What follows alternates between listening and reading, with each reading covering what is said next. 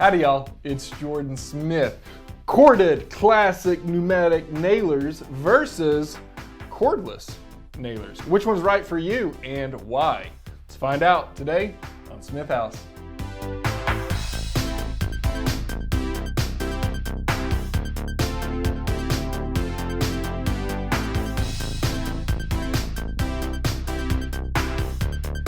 Big thanks to Paslode for sponsoring today's video and for sending me some of these nailers. This nailer and a few others are my own that I spent my own dollars for because I like Paslode. So when they called me up and they said, hey, we would like to send you some nailers to talk about, I said, okay, sounds good. If you followed my channels for any time, you know that I do sponsorships from time to time. But as always, I only take sponsorships from people that I really like, and I really like these nailers.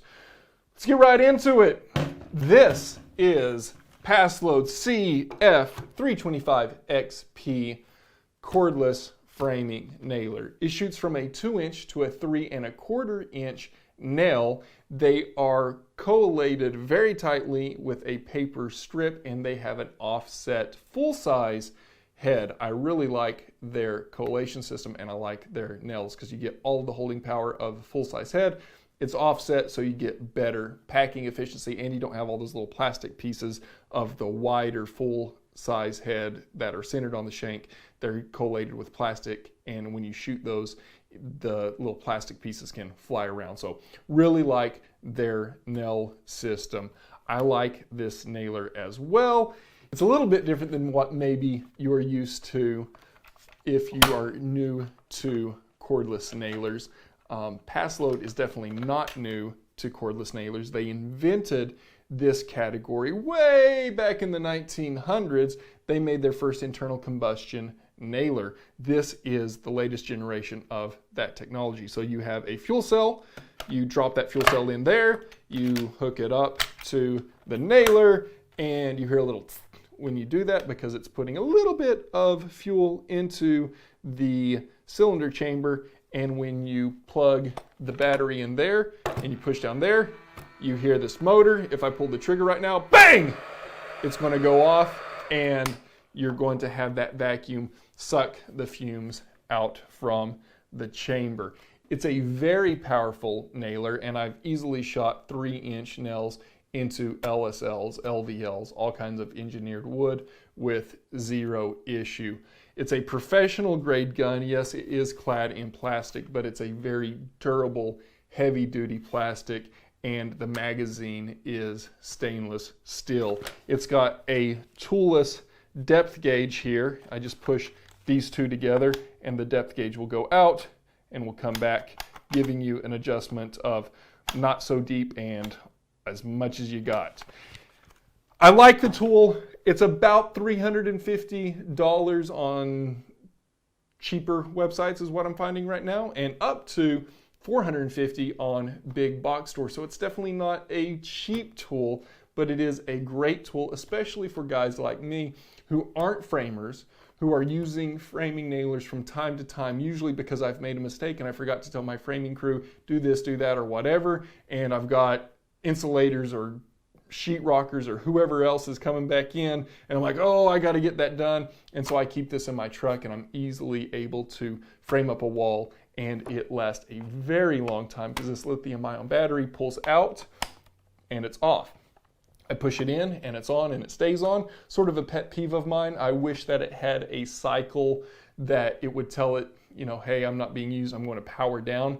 This battery will go dead if you leave it plugged in, so keep that in mind. But with it out and with the fuel cell in, you can go months with it just sitting in its case, ready to go. You pull it out and it rocks and rolls. You don't have to worry about the battery being dead or the fuel cell emptying. So it's really great for occasional use. I would not recommend using this every day on a large framing job. It just doesn't have all of the features that the pneumatic version has. It's got a smaller magazine. It is lighter. I like that it's lighter. I like that it doesn't have a big battery off the backside of it. But it doesn't seem to have the same consistency when you're driving in. You got to make sure that this is pushed all the way up against that stop before the trigger will be allowed to actuate. And so you really have to make sure that you're fully seated. And I've had a few different times where it hasn't gone off as expected. The other thing that doesn't make this a great option for a framer is there's no bump option. So every time that I want to drive a nail, I have to set it, pull the trigger, set it, pull the trigger. Now it's pretty fast. I mean, it's going to be bang, bang, bang, bang, but it's not going to be bang, bang, bang, bang, bang, bang, bang, like this guy here can do. This guy can do it a lot faster than that. I just can't go. Yeah, that's what it does. Very fast. This isn't the same. This isn't the same driver, but it's not meant for the same audience. Very portable, very light, great for occasional use. I wouldn't say light use because it's completely professional tool. You can use it and abuse it, but I wouldn't use it as my daily framing nailer. For my daily framing nailer, if I was a framer, would be the FS 350S. 350, so it's 3.5 inch nails. Uses the same type of nails as the CF, but it has a longer magazine. It's the aluminum body. There's not very much plastic on this at all. It's got a nice rubbery handle. You get great traction with that. It's got a great rafter hanger to where this has a toolless depth adjustment. This is a Allen key depth adjustment here on the end, but it comes with the Allen key attached to the tool, so you're not always having to dig through your bags to find that. So it's both easy to change, and once you have it locked in, you're not worried about that thing moving, which is important if you're doing any critical depth framing. The other thing that I like about this, and the main reason that I would use this as my daily nailer versus the cordless, is the bump trigger. Now, there are cordless nailers on the market with bump triggers. There are. They're not going to keep up with a pneumatic. Not yet. Not in my experience. Comment below if I'm wrong. Go race them. You get this guy. I mean, it faster than you can pull the trigger. I mean, it's just incredibly fast. You do have to change triggers to make this a bump mode nailer. It comes with a gray and an orange trigger. The orange trigger means super fast, so this is the bump trigger. You can't easily switch back and forth. Not a big deal because you just pull once and it drives a single nail. You keep it pulled in and it's only going to drive a single nail, but as soon as you pick up and set back down, bang, bang, bang, bang. As fast as you want to go, it's going to keep up with you. It will not fall behind what you can do. Your compressor may fall behind. Speaking of compressors, that leads me to the other reason why I prefer this pneumatic framing nailer over the cordless, is because this is $350 to $450 depending on where you buy it and what sales are going on. This guy's $250. It's a beast of a nailer. I mean, it's 100% professional, great, lightweight, awesome piece of equipment. $250 with a $100 difference if this one's cheap, maybe a $200 difference if you find this expensive. You can go a long way towards a very professional high-end compressor. You can go out to Harbor Freight for $150 and get this in your Harbor Freight compressor, and you've basically spent the same amount as the cordless version, and you're going to be able to just run circles with this guy over this. Now, you do have a cord with this. You've got a pneumatic cord following you around, but you're framing. It's not that big of a deal. Maybe if you're up in the rafters, this would be nice, but I just find that the mix of power, dependability, the bump stop, you're already up there with fall protection. You're already tethered to stuff. You've already got stuff on you. It's not like you're just up there in the breeze free as a bird and you have to be cordless. I prefer the corded version. Let me know in the comments below what you prefer. And this goes for even other brands as well. By the time you buy batteries and by the time you have to worry about keeping those batteries charged, especially if you have other tools that are already utilizing them, it's just, in my humble opinion, not using these every day, I think that the corded version right now in our current generation is better than the cordless. That may change in the future, but right now that's my opinion. And that opinion follows over to the finish nailers. This is a 16 gauge straight cordless nailer. Uses the same type of gas, a little bit different canister style for this, but the same type of gas, exact same battery salt. Your batteries are interchangeable between your cordless Paslode nailers. And it's a very professional tool. It's the same plastic body, but I mean, I don't treat my tools very nice. I'm pretty hard on them. And this guy just keeps rocking and rolling. We did this whole studio and then 2 other rooms with shiplap and trim with this nailer. And it was great. It was fine. It was perfect. The one, almost perfect. It was great, it was fine, it was perfect, almost.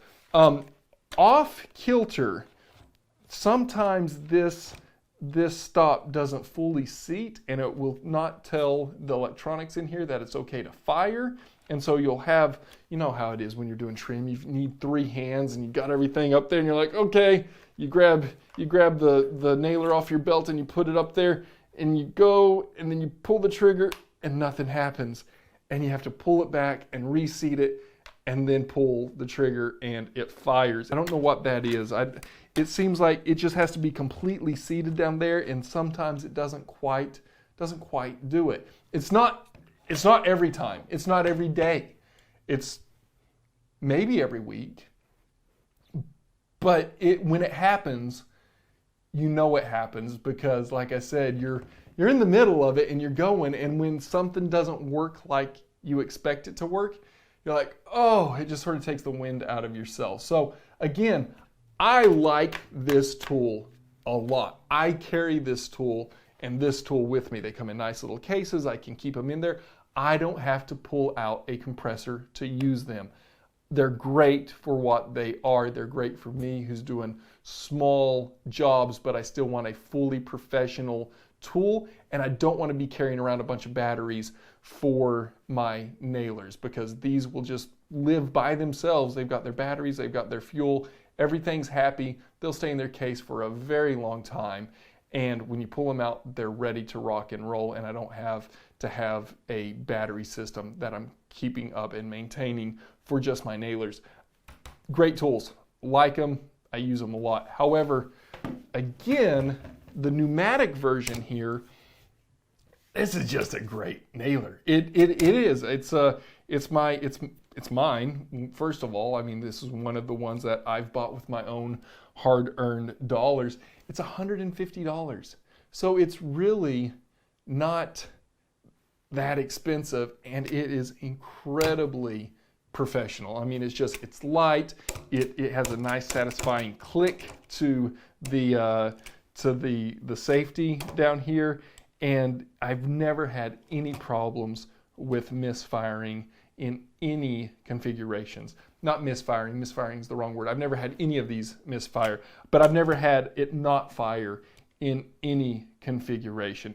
It's easy to set the depth right here. It's great, it's great. The drawback to this is you are pulling around a cord with you throughout a house. If you're using this one, it might be a finished house that you're pulling that cord through, and nothing's more frustrating to me than having an almost finished house and having trim carpenters with this on their tool, dragging cords through the house, marring up, even unpainted or just primed trim. Don't do that, man. Like, take care, this is finished, we're just going to paint it. Like, let's take care of our stuff. So you do have to keep that in mind. You don't have that on the cordless version. But again, just the speed of putting in nails, and then this has a selector switch on the trigger that you can go from single right here, that's single fire, so down, pull the trigger, nothing happens, let go, pull the trigger, right? Or you can go to bump mode right on the trigger, push down, pull the trigger, pow, it fires, pow, it fires, pow, it fires. So I really like that the bump fire is built into the trigger. Not sure why they didn't do it on this other one. My guess it's probably liability. America loves to sue people for stuff, and this is a big nailer. It's probably liability because you have to know, you as a consumer are saying, I know that I'm putting this into bump mode, and that if I'm pulling the trigger and bump something at the same time, it's going to fire. This one's just a smaller nailer, so I think maybe liability's less. I don't know. I like this feature. If Paslode, if you're watching this and you can figure out a way to put this feature on this nailer, I think that would be a great thing for the pneumatic nailers. And that's it. That is my 2 cents on nailers, corded versus cordless.